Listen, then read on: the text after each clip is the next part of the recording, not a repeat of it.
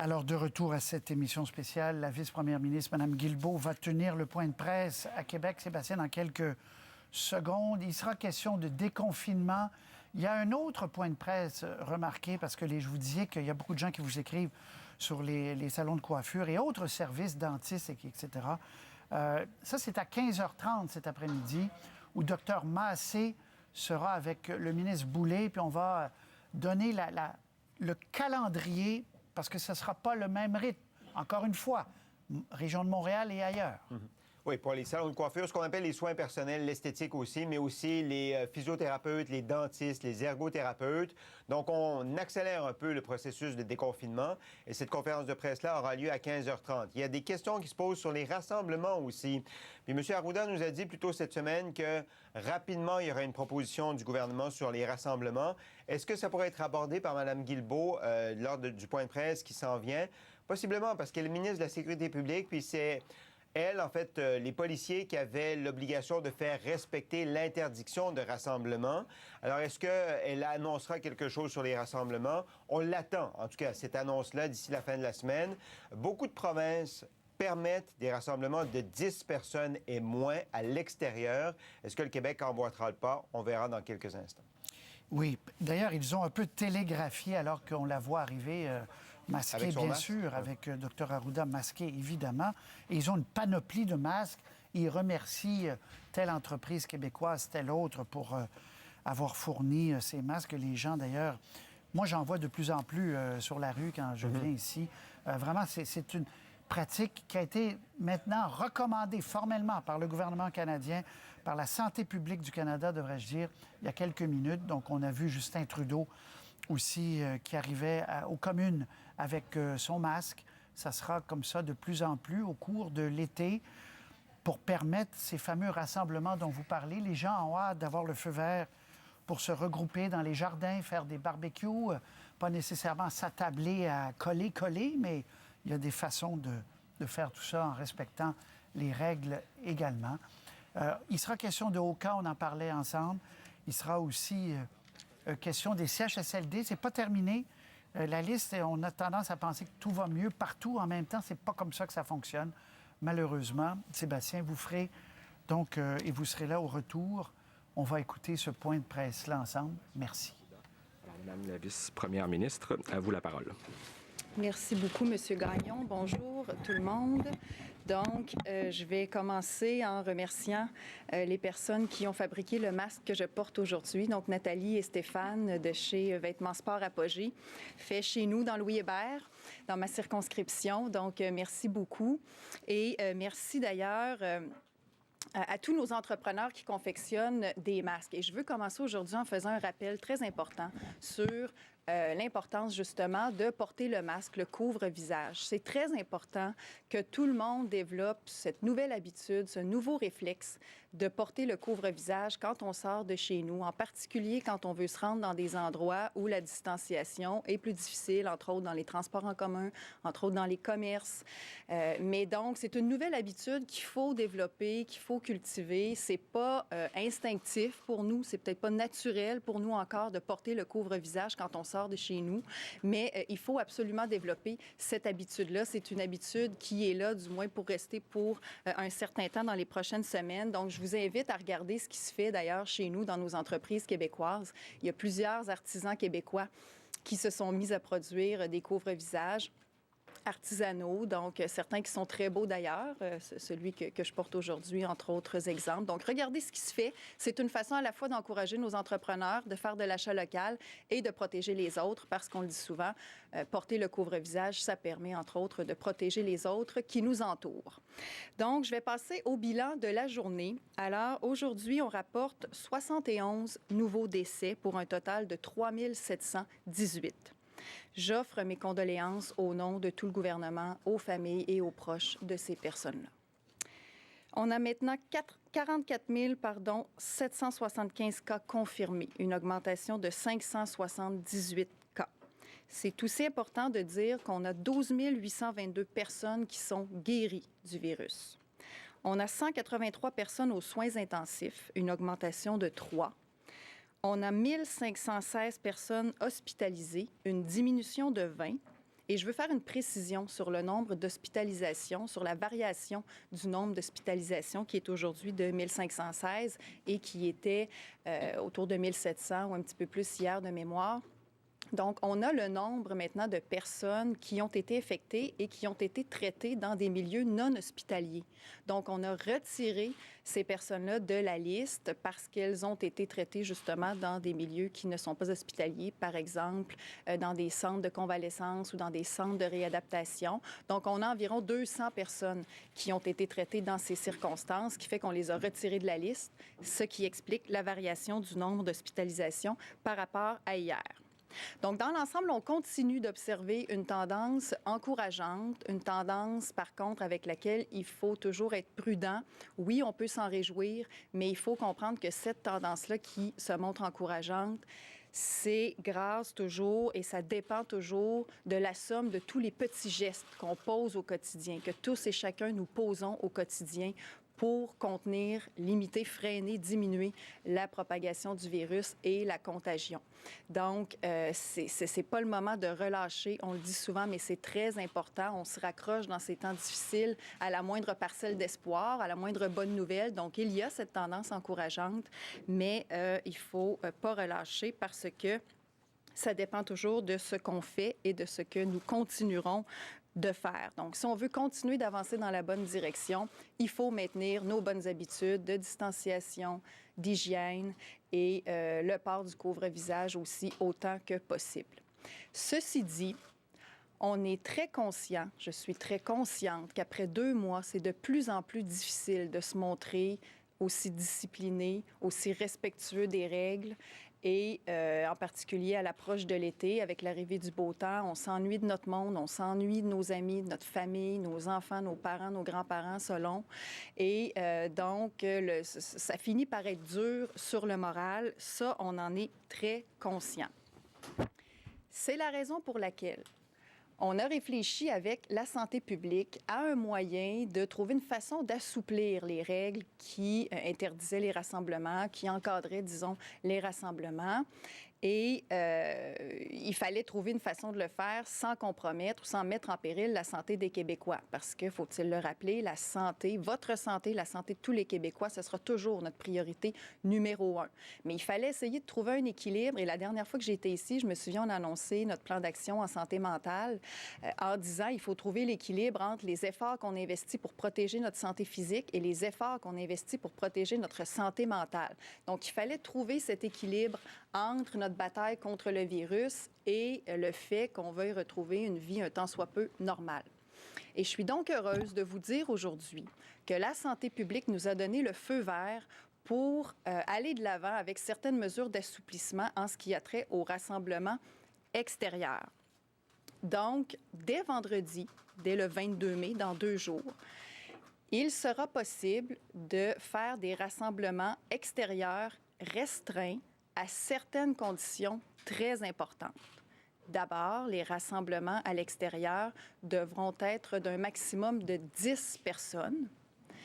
Et puis, ces rassemblements de 10 personnes maximum devront inclure des personnes provenant d'au maximum 3 ménages ou 3 familles, 3 adresses, appelons ça comme on veut, mais donc 3 cellules de personnes, si on veut, qui habituellement demeurent ensemble. Donc, 10 personnes maximum provenant de 3 familles différentes maximum et toujours à l'extérieur de chez vous, de votre maison, de votre appartement, que ce soit dans votre cour ou évidemment dans les parcs ou autres espaces, mais on pense plus spécifiquement là, au fameux barbecue et à la fameuse envie qu'on sent là, un peu partout avec l'été qui arrive de pouvoir inviter des amis ou de la famille chez nous.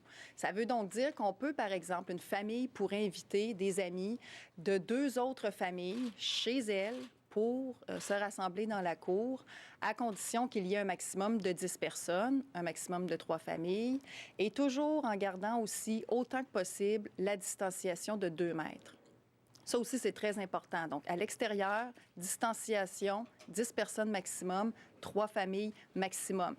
Ça veut dire aussi un autre exemple que des enfants, parce qu'on a entendu le cri du cœur de nos jeunes, les enfants qui aimeraient ça pouvoir socialiser à nouveau en dehors des jeux vidéo et des écrans. Donc, des enfants de 3 familles pourraient se réunir ensemble puis jouer dans une ruelle ou dans la cour de l'une ou l'autre de ces familles-là. Donc, à condition que ce soit maximum en provenance de 3 familles, une dizaine d'enfants maximum pourraient jouer ensemble à nouveau. Donc, ce sont des bonnes nouvelles. Mais il faut comprendre que c'est toujours le même principe. À mesure qu'on annonce une nouvelle avancée, si on veut, vers un retour à la vie normale, c'est toujours à condition de demeurer scrupuleux sur le respect des consignes de santé publique parce que c'est toujours un test qu'on fait. Quand on annonce une nouvelle possibilité, bien, c'est toujours un test parce qu'il faut voir après ça les effets que ça va avoir sur la courbe, sur la contagion, sur le réseau, etc. Donc, à chaque fois qu'on annonce ces nouvelles possibilités, ce sont des bonnes nouvelles, mais on doit absolument les accompagner d'un respect strict des mesures de santé publique, continuer de se laver les mains, continuer d'être à 2 mètres autant que possible et le port du couvre-visage. Mais quand même, ce sont des bonnes nouvelles. C'est sûr que quand on pense que des gens pourraient recevoir d'autres personnes dans leur cours, on demande de garder une distance autant que possible, mais il faut être réaliste, là. C'est évident que quelqu'un, à un moment donné, va devoir entrer pour peut-être aller à la salle de bain. S'il y a des très jeunes enfants, quelqu'un pourrait devoir entrer pour changer une couche. Bon, il y a des situations comme ça qui sont l'évidence et qui vont nécessiter peut-être d'entrer à l'intérieur, mais s'il vous plaît, on vous demande d'éviter de vous rassembler à l'intérieur. On n'est pas rendu là pour le moment. Donc, pour l'instant, on fait le test à l'extérieur, sous réserve, là, comme je disais, de certaines choses qui sont du gros bon sens, là, le fait de devoir accompagner un enfant à la salle de bain, etc. Mais évitez de vous transporter à l'intérieur. On n'est pas rendu à pouvoir autoriser les soupers entre amis, les parties, les rassemblements dans les sous-sols et tout ça à l'intérieur, dans les appartements, dans les maisons, peu importe. On n'est pas rendu là. On vous demande de vous en tenir à des rassemblements à l'extérieur. 10 personnes maximum, 3 familles maximum, en respectant autant que possible la distanciation de 2 mètres et d'éviter, là, tu sais, c'est ça, des fois, bon, un vendredi, un samedi soir, on invite les gens à mesure que la soirée avance. Des fois, il commence à faire noir, des fois, il commence à faire froid, puis on peut avoir le goût de rentrer en dedans, mais s'il vous plaît, ne succombez pas à cette tentation. Pour l'instant, on s'en tient au rassemblement extérieur. Quand c'est terminé, on rentre chacun chez nous. On verra l'effet que ça aura et on verra éventuellement la possibilité de peut-être pouvoir le faire à l'intérieur. Mais aujourd'hui, on annonce pour l'extérieur, ce qui est déjà une très bonne nouvelle parce que ça va quand même nous permettre de revoir nos amis, de revoir notre famille et de profiter du beau temps. On sentait que ça, c'était une envie qui était très, très répandue. Il y a même déjà beaucoup de gens qui profitaient de l'extérieur. Il commence à faire beau. Il annonce beau en fin de semaine et tout ça. Donc, vous allez pouvoir profiter du beau temps, profiter des gens qui vous entourent. Et ça va faire bien du bien à tout le monde parce que, comme je le disais, on sent que là, après 2 mois de confinement, on était rendu là. Et on a une autre annonce aussi à faire aujourd'hui que je ne ferai pas en détail en ce moment, mais dont je vais vous donner un avant-goût, une autre bonne nouvelle qui, d'après moi, va rendre les Québécois heureux, à savoir que la santé publique nous a également donné le feu vert pour rouvrir progressivement tout ce qui est soins corporels, soins esthétiques et soins de santé privés. On pense entre autres aux salons de coiffure et aux cliniques de dentistes qui pourront rouvrir éventuellement. Les dates qui ont été arrêtées pour le moment, c'est le 1er juin pour ce qui est des soins de santé privés dans tout le Québec. Et pour ce qui est des soins esthétiques corporels, ce serait le 1er juin en dehors de la grande région de Montréal et de la MRC de Joliette. Donc, la date pour la réouverture des soins des entreprises, c'est-à-dire de soins corporels et esthétiques pour la grande région de Montréal et pour la MRC de Joliette, reste à déterminer. Mais donc, on a déjà ces 2 dates-là qui sont prévues, ce qui est encourageant. On entendait quand même beaucoup parler là, de l'impatience, en tout cas de la hâte des gens de voir, entre autres, les salons de coiffure rouvrir. Donc, ce sera une bonne nouvelle qui sera accueillie, j'en suis certaine, aujourd'hui. Et ce sont mes collègues ministres de la Santé et ministres du Travail, Daniel Mécan et Jean Boulet, qui feront cette annonce un petit peu plus tard cet après-midi, avec tous les détails qui en découlent.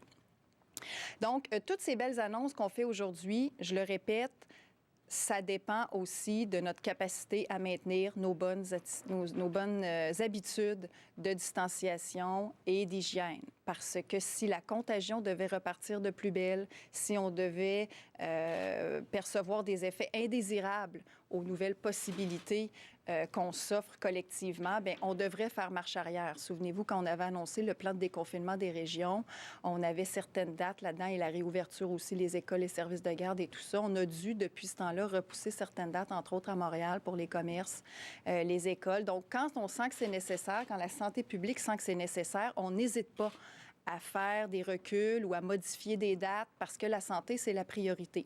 Donc, la meilleure façon que nos investissements continuent de payer puis d'être rentables, c'est de continuer d'investir en prévention et en mesures de protection et de distanciation et d'hygiène.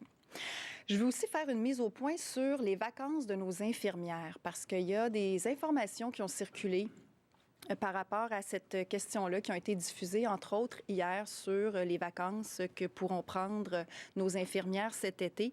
Donc, je veux être très, très claire là-dessus. Nos infirmières vont pouvoir bénéficier cet été d'un repos qui est amplement mérité. Donc, il n'est pas question d'empêcher nos infirmières de prendre des vacances. Par contre, on va favoriser des séquences de vacances de 2 semaines.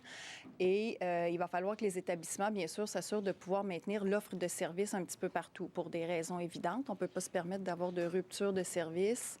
Déjà que, bon, le personnel est un enjeu. C'est un secret pour personne depuis les dernières semaines. Mais donc, il n'est pas question d'empêcher les vacances ou on va faire le maximum pour s'assurer que nos infirmières puissent avoir des vacances. Et dans les zones froides, les vacances vont pouvoir être gérées comme elles le sont d'habitude, là, en vertu des ententes et des règles syndicales. Donc, je voulais faire cette mise au point-là parce que c'est important que nos infirmières sachent qu'on est très conscient du fait qu'elles méritent amplement ce repos et on doit avoir tout le monde aussi frais et dispo que possible cet automne pour, entre autres, prendre soin de nos personnes vulnérables. Pour mes remerciements du jour, bien, je vais revenir sur le port du masque et je vais remercier à nouveau tous nos entrepreneurs québécois. Je l'ai dit déjà d'entrée de jeu, mais je veux vraiment remercier en particulier ceux qui n'avaient pas l'habitude nécessairement de produire ce genre de produits-là, donc qui sont un petit peu virés de bord, si vous me passez l'expression, très rapidement et qui se sont adaptés spontanément aux besoins qui s'est présenté avec le fait qu'on doive maintenant porter un couvre-visage, donc des couturiers, des couturières, entre autres, des entreprises qui se sont mis à fabriquer des couvre-visages pour les citoyens, qui font de très beaux produits avec bon, une gamme de prix et tout ça. Donc, il y en a qui sont accessibles selon les besoins et selon l'intérêt pour une foule de gens. Donc, on a eu ce besoin-là qui s'est présenté, dont on ne se serait pas douté il y a quelques semaines. Ça prenait des gens qui s'adaptaient puis qui étaient capables d'être créatifs puis de rapidement en produire. Et c'est ce que nos entrepreneurs ont fait. Et au-delà de ces remerciements-là, je veux vraiment faire un appel à tout le monde. Regardez ce qui se fait chez nous. Regardez les couvre-visages qui sont produits par nos artisans québécois. Il y a des choses très intéressantes. Et plus largement, assurez-vous de disposer de ce couvre-visage-là et développer le réflexe de le mettre dès que vous sortez de chez vous. C'est pas la question, au-delà de la question d'être obligatoire ou non, c'est vraiment un réflexe puis une habitude qu'il faut qu'on développe. On n'est pas habitué, on le sait, ça fait bizarre peut-être les premières fois, mais il faut développer cette habitude-là.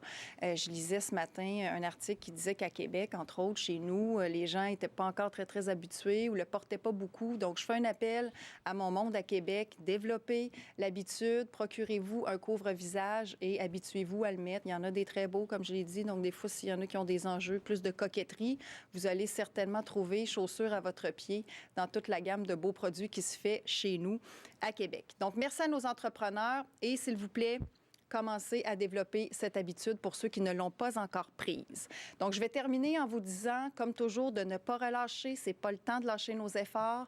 Au contraire, c'est le temps de jouir des nouvelles possibilités qui nous sont offertes, entre autres celles à partir de vendredi. Donc, vous pouvez déjà penser à qui vous voudrez inviter en premier pour votre premier rassemblement de 10 personnes maximum et 3 ménages maximum à l'extérieur et à 2 mètres. Mais continuez d'être respectueux des règles et continuez de faire le maximum pour que tout ce qu'on investit comme effort collectif pour pouvoir aller vers graduellement une vie normale, bien, ça puisse continuer de payer et qu'on puisse continuer de, justement, graduellement retrouver cette vie aussi normale que possible. Donc, ne lâchez pas, on continue et puis profitez quand même du beau temps en fin de semaine et dans les prochains jours avec vos amis à partir de vendredi. Merci. Est-ce que vous souhaitez résumer en anglais ou on va directement aux questions? Oui, tout à fait. Alors, good afternoon. Bonjour. Je sais qu'il est de plus en plus difficile de maintenir la discipline après plus de 2 mois, surtout avec l'été qui arrive à nos portes. Notre famille nous manque, tout comme nos amis. C'est pourquoi je suis vraiment heureuse de dire que la santé publique nous a donné le feu vert afin de permettre les rassemblements extérieurs dans certaines conditions, à partir de ce vendredi-ci.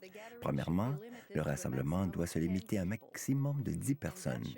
Et cela doit inclure des gens d'un maximum de 3 foyers différents. On ne permet pas encore les soupers ou les fêtes intérieures. La situation demeure fragile et nous faisons preuve de prudence.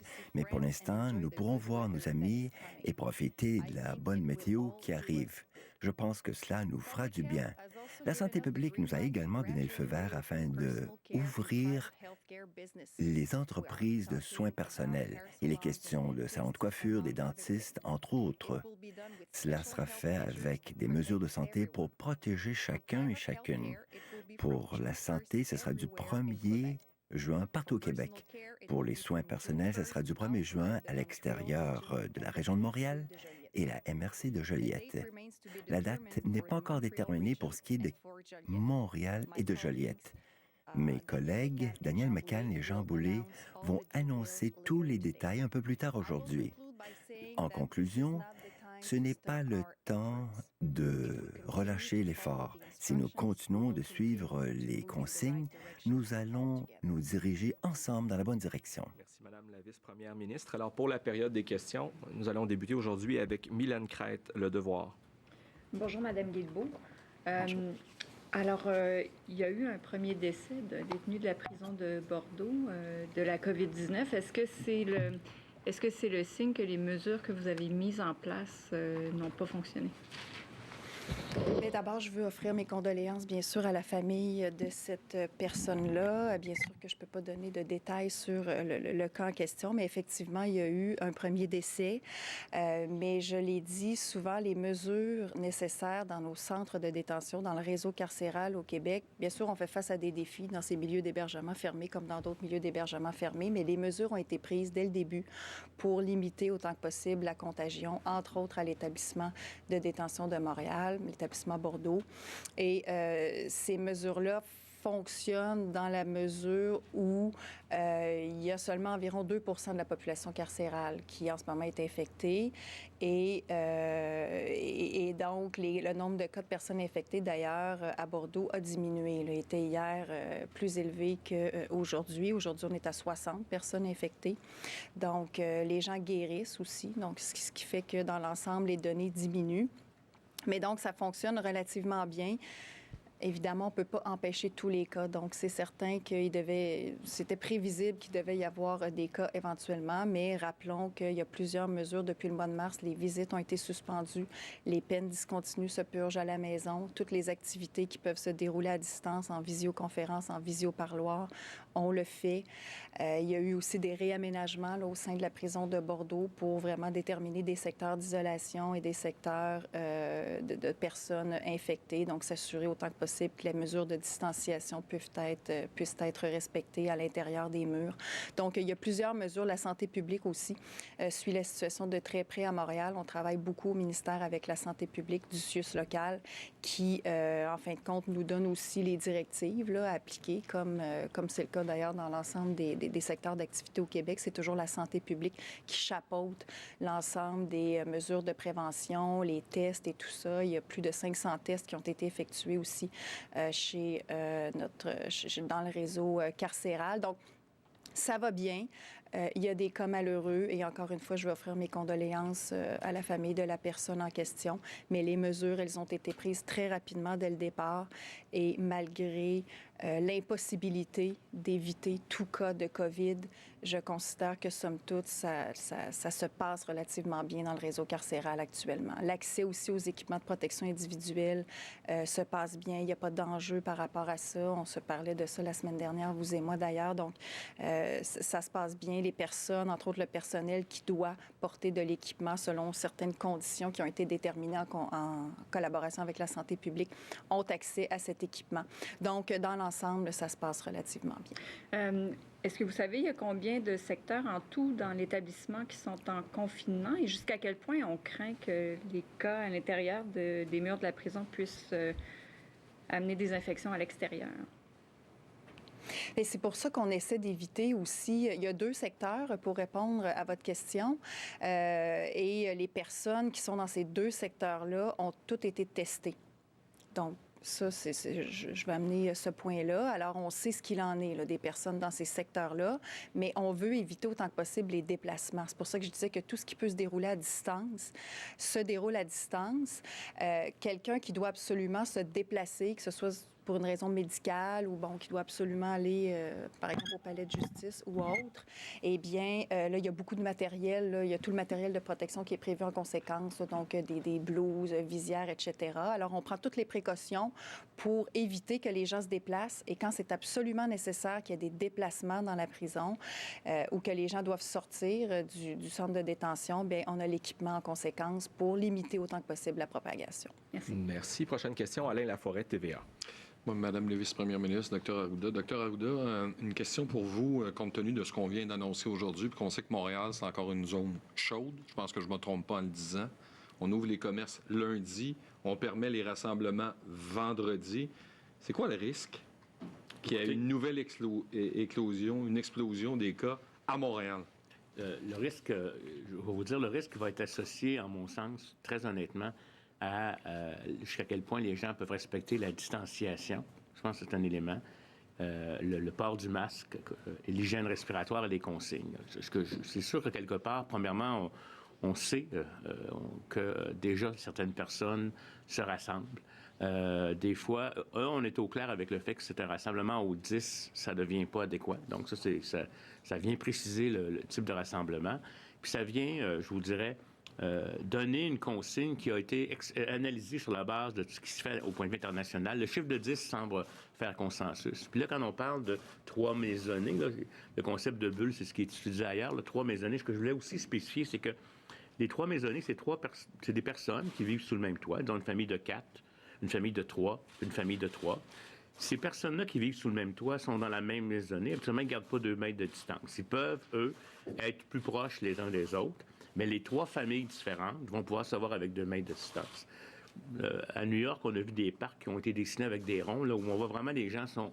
Si les gens respectent le 2 mètres, si les gens, quand ils vont se croiser, vont porter un masque, si les gens qui vont organiser les commerces vont appliquer cette distanciation-là, on n'est pas dans le même phénomène que quand on est à l'intérieur enfermé. Fait que pour le moment, je vous dirais que il faut aussi balancer l'effet sur la santé mentale des individus, les rencontres clandestines qui sont, à mon avis, plus problématiques qu'une rencontre qui est planifiée. C'est plus facile d'enquêter sur une éclosion, éventuellement, si on connaît les familles avec qui on a été puis qu'on est capable de chercher des contacts. Fait que la situation est fragile, mais je vais vous le dire comme tel, on pense que si on ne donne pas cette soupape-là, on va avoir des conséquences négatives importantes au niveau de la santé mentale, au niveau... Puis les gens vont le faire de façon clandestine, etc. Fait que je pense que c'est comme si on ouvre un peu le robinet. Par contre, les autres consignes demeurent. Ça ne veut pas dire que parce qu'on peut se voir 3 maisonnées à l'extérieur, ça peut être dans un parc, ça peut être dans sa cour chez soi, qu'on veut des rassemblements à l'intérieur de la maison, parce que c'est là que les contacts sont plus importants, c'est plus difficile de respecter, de mettre un rapprochement, on touche plus d'objets qu'à l'extérieur. Fait que moi, ce que je veux dire, c'est que Montréal, ça demeure fragile. Montréal, on y va progressivement avec des délais par rapport à d'autres régions. Et on va mesurer la situation. Puis si jamais on se rend compte que les gens ne respectent pas les consignes, à ce moment-là, on verra ce qu'on va faire. Si on se revoit, on voit vraiment, là, il y a des gens qui vont observer. Puis je pense que ça va devenir, à mon avis, aussi une certaine norme sociale actuellement. Il faut comprendre qu'on refait des soupers à l'extérieur, soit dans les parcs, etc., mais dans un contexte qui est un peu différent de ce qu'on avait avant. Donc, des contacts, les familles restent dans leur îlot, puis ils essayent de rester à 2 mètres les uns des autres. S'il y a un croisement, ils font ça rapidement, là. Mais c'est pas 3 familles qui se regroupent dans un espace clos, fermé. On comprend que ça va prendre 21 jours avant que vous soyez capable d'avoir un portrait juste de la situation à Montréal où il y a plus de cas. Là. C'est-à-dire que 21 jours, ça, on va avoir des indices plutôt. On va suivre les comportements des individus, parce que ça, c'est les... Puis il y a des gens qui regardent les données, ces distanciations, on fait des sondages. Déjà, certaines personnes ont avoué qu'ils ont pas respecté la consigne d'aller voir un membre de la famille alors qu'il ne devrait pas, etc. Là, on sent là, que les gens le font. 21 jours, la période d'incubation, moi, je vous dirais, là, on va avoir certains signes après 10 jours, reconfirmer plus vers 14, puis vraiment, là, 21 jours. Mais vous savez, nous, dès qu'on va voir certaines tendances, là, ou qu'on va voir les comportements ne sont pas respectés, on peut revenir en arrière. Et là, ce serait vraiment tout le monde qui serait perdant. Puis donc, je vous invite à respecter ça. Puis faites-le pour vous, votre santé, faites-le pour la santé de vos aînés, puis faites-le pour la santé aussi des autres. Puis faut que ça devienne comme une norme sociale. C'est pas le temps de faire des parties 30 personnes dans la cour autour de la piscine, mais 10 personnes, avec la distanciation, ça va être permis. Merci. Maintenant, au tour de Mathieu Dion, Radio-Canada. Bonjour à vous deux. J'essaie de savoir qu'est-ce qui change par rapport à l'arrêté qui avait été émis le 20 mars, ou le décret. Parce qu'il y avait déjà une autorisation de se retrouver avec d'autres personnes en gardant une distance de 2 mètres. Finalement, qu'est-ce que vous permettez aujourd'hui? Et d'un point de vue de sécurité publique, jusqu'à quel point c'est gérable, ce que vous annoncez? On vient clarifier, en fait. Le décret disait qu'on pouvait déjà être en présence à l'extérieur de gens si on gardait le 2 mètres puis tout ça, mais on vous disait autant que possible éviter de le faire dans votre cours, sur votre terrain, dans des endroits qui sont propices à ce que tôt ou tard, on soit plus à 2 mètres, on va y rentrer dedans, bon. Puis qu'il y ait des contacts indus ou de la promiscuité indue en période où on ne pouvait pas encore se le permettre. Donc ça, aujourd'hui, ça vient donner des balises très claires. Dr Arruda l'a bien dit, puis je pense qu'on l'a probablement tous observé dans nos quartiers respectifs. Il y a des gens qui commençaient à le faire déjà. T'sais, on voit des familles de plus en plus nombreuses, des fois des maisonnées de plus en plus nombreuses dans la même cour à mesure qu'il fait beau. Donc, c'était de venir dire, parfait, il faut être réaliste, les gens sont tannés, les gens veulent se voir, s'ennuient, il fait beau, il fait chaud. On veut pouvoir se rassembler, mais là, on met des balises très claires. Donc, on vous dit, vous pouvez être 10, maximum 3 cellules, 3 maisonnées. C'est pas forcément des familles avec de la parenté, ça peut être des colocataires, etc. Donc, maximum 10 personnes à l'extérieur, 3 ménages, avec la distanciation autant que possible quand c'est pas des gens d'une même maisonnée. Et comme ça, tout le monde a les mêmes balises, les mêmes référents, puis on sait exactement à quoi s'en tenir, puis on sait à quoi on a droit, puis on peut profiter, disons, l'esprit plus tranquille du beau temps et du fait de pouvoir revoir graduellement nos proches. Parce que s'il y en a qui se le permettaient déjà plus ou moins clandestinement, il y en a qui n'osaient pas, puis qui disaient, bon, mais je m'ennuie, puis tout ça. Fait que là, maintenant, ces gens-là peuvent le faire franchement, ouvertement, sans être stressés, mais toujours en respectant les règles, parce qu'évidemment, on le dira jamais assez, c'est toujours un test, ces nouvelles affaires-là. On essaie une nouvelle affaire. Si on voit qu'il y a un effet désirable sur la contagion, bien, on doit revenir en arrière. Donc, on demande aux gens d'être respectueux. En sous-question. Que répondez-vous à la demande du maire d'Oka de faire intervenir la Sûreté du Québec dans le parc national pour permettre aux gens d'y accéder? Parce que présentement, ils ne peuvent pas le faire. Oui, il y a des discussions qui sont en cours avec, notamment avec M. Simon, le grand chef de Kanesatake, avec mes collègues aussi du ministère de Forêt, Faune et Parcs, parce que le parc en question relève de la CEPAC, donc ministère de la Forêt, des Faunes et des Parcs. Donc, il y a des discussions là, chez mon collègue Forêt, Faune et Parcs, ma collègue ministre responsable des Affaires autochtones et le grand chef Simon Kanesatake avec la santé publique locale. Donc, on est en train d'essayer de voir exactement là, quelle solution on pourrait trouver à cette problématique-là. On comprend qu'il y a des inquiétudes à divers endroits au Québec, mais notamment dans ce coin-là sur la période de déconfinement qu'on vit. Mais donc, c'est ça. Il faut essayer de voir de quelle façon est-ce qu'on peut les rassurer puis comment on peut en venir à une solution qui va nous permettre de... Mais il ne s'agit pas d'interdire l'accès au parc. C'était prévu que les parcs de la CEPAC rouvrent le 20 mai. On est le 20 mai. Donc, on les encourage, ou plutôt on les décourage à bloquer l'accès au parc. Mais on est en discussion là, pour trouver une solution à cette problématique-là. Évidemment, nous, chez nous, on garde toujours un œil avisé sur les situations en termes de sécurité publique, mais ce n'est pas un enjeu qui actuellement relève de la Sûreté du Québec ou du ministère de la Sécurité publique. C'est vraiment des discussions entre CEPAC, Forêt, Faune, Parc, Affaires autochtones et le grand chef Simon Kanesatake et la santé publique, bien sûr. Merci. Je vous signale que le temps file. Prochaine question, Olivier Bossé, Le Soleil. Bonjour. Hier, M. Legault a dit qu'il se réjouissait que la frontière américaine reste fermée. Si c'était juste de lui, ce serait jusqu'à la fin juillet. Pouvez-vous me dire, pour vous, la différence entre ça et des gens de la Côte-Nord qui disent, nous, on aimerait que la frontière, ou le barrage plutôt, reste fermé plus longtemps parce qu'on veut se protéger, entre guillemets, des gens des zones chaudes? Sur la Côte-Nord, il y a eu plusieurs discussions avec ce secteur-là. La Côte-Nord, on fait même la distinction de Côte-Nord, Basse-Côte-Nord. Il y a eu des discussions sensiblement différentes selon qu'on est à un endroit ou à un autre. Et il y a eu une modification aussi d'ailleurs des dates. Maintenant, c'est au 31 mai pour la Côte-Nord.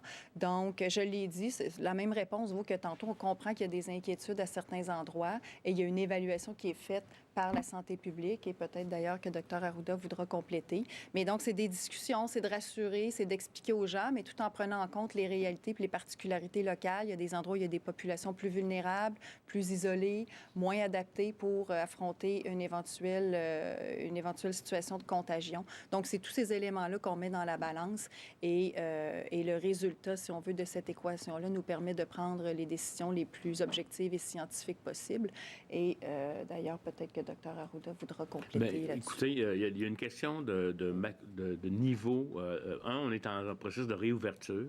On ne pourra pas empêcher éventuellement le virus. L'analyse est faite selon l'analyse sanitaire par la santé publique. Là. Je veux dire, on ne rencourage pas non plus pour le moment des déplacements indus.